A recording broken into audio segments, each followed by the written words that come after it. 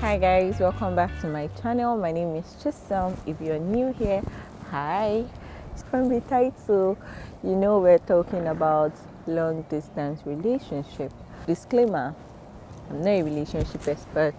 I'm just talking from experience. That mine ended up in marriage does not mean that every long distance relationship should end up in marriage.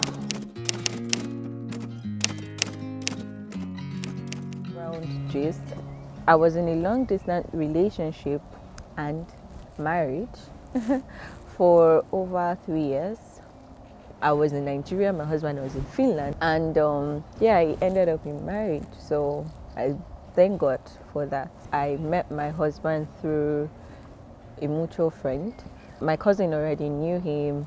He wasn't some stranger I didn't know, and then we got talking and things like that. Yeah, so that actually helped, lighten the mood, if you know what I mean. It helped to break the ice.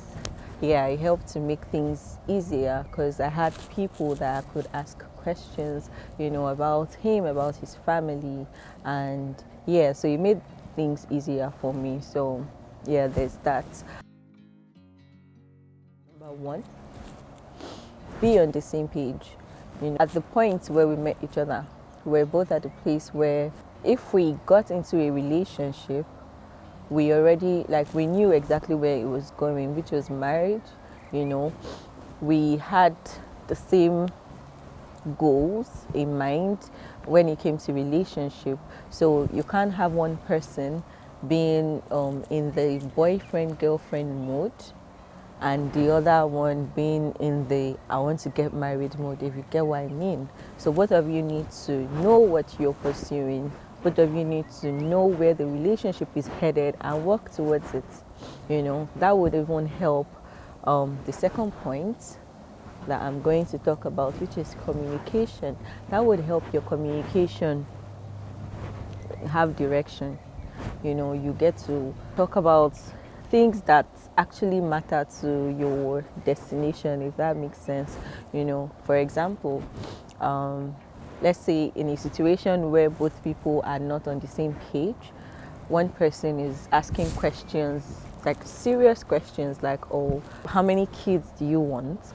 And the other is in the relationship mode and she's like, or he's like, why is this one asking me this kind of questions? Like, it's not that serious. But you get what I mean. Your conversation would not really, would not really flow the way you want it to. So be on the same page. Be sure you are on the same page. Number two, communication with visible proof. Yeah, I say that to mean not just talking, but talking and having proof. Have something to show or to explain further, if that makes sense, because you guys are not seeing yourselves physically. It's just like, oh, where do you, like, you ask a question, like, where do you work? Physically the person could show you, oh, this is where I work. You can drive past the office one day with you, but long distance, that's not so possible. So in my case, I remember we talked about where he worked. I think it was in the evening or something. Obviously, he wasn't at work. So he told me, all the things that I needed to know, like where he worked, what he did, who his colleagues are, where they're from, how life is, like the work. I don't know, all the details you need to know, Sha. It was more like gist. It was not like interview questions, Sha. So the next morning when he went to work, he did like a video call. I didn't ask for it, but he did that. So we did like a video call. He's like, oh, this is what I was telling you. This is where I sit. This is my workspace. Oh, meet my colleague. It was like that. So communication with visible proof. For me, it was whenever I was going to fashion school, I would drive to school and he would be on speakerphone, for some time, and then he would go back to work. Or even when I'm at school, during break, he calls and we talk. I introduce him to friends. just show him around my fashion school. And yeah, so like that kind of helps, with trust. It helps to build trust. It helps to build this form of vulnerability, for trust and vulnerability. I know that some people can fake, that life of showing communication with visible proof. I know they can fake it, but for how long though? But may God not let us meet those kind, of people. In Jesus' name. Another thing we did that helped our relationship was we kind of created memories together, even if we were not together physically. Times when I remember when I traveled to Enugu, for a friend's wedding, and it was like he was there with me because we talked all through the trip. It was a road trip. All through the trip, like we were talking. It felt like he came for the wedding with me because we did a lot of video calls. Like he met the bride, via video call. They talked. Every day was just like, giving him details of what's going on and things like that. Another example was on his own side when he traveled to Sweden to do some passport renewal. It felt like we went together. I can still remember some things that he told me he experienced, on his way there, when he got there. Yeah, so all those memories, just little things like that when you're going out. Can do video calls. All about spicing up your relationship, make it fun and things like that. So I look for the most simple things to just make the relationship, interesting.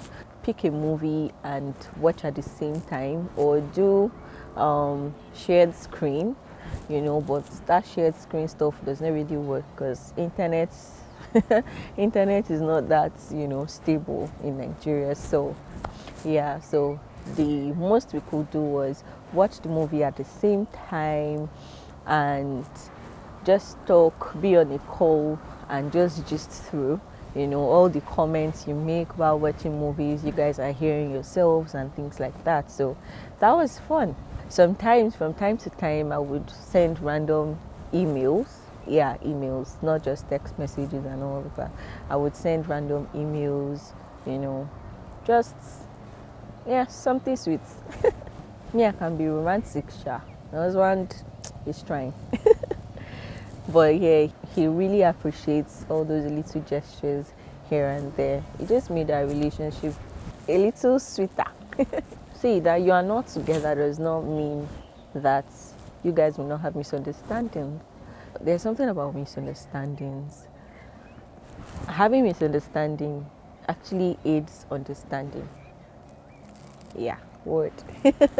Yeah, having misunderstandings aid, understanding.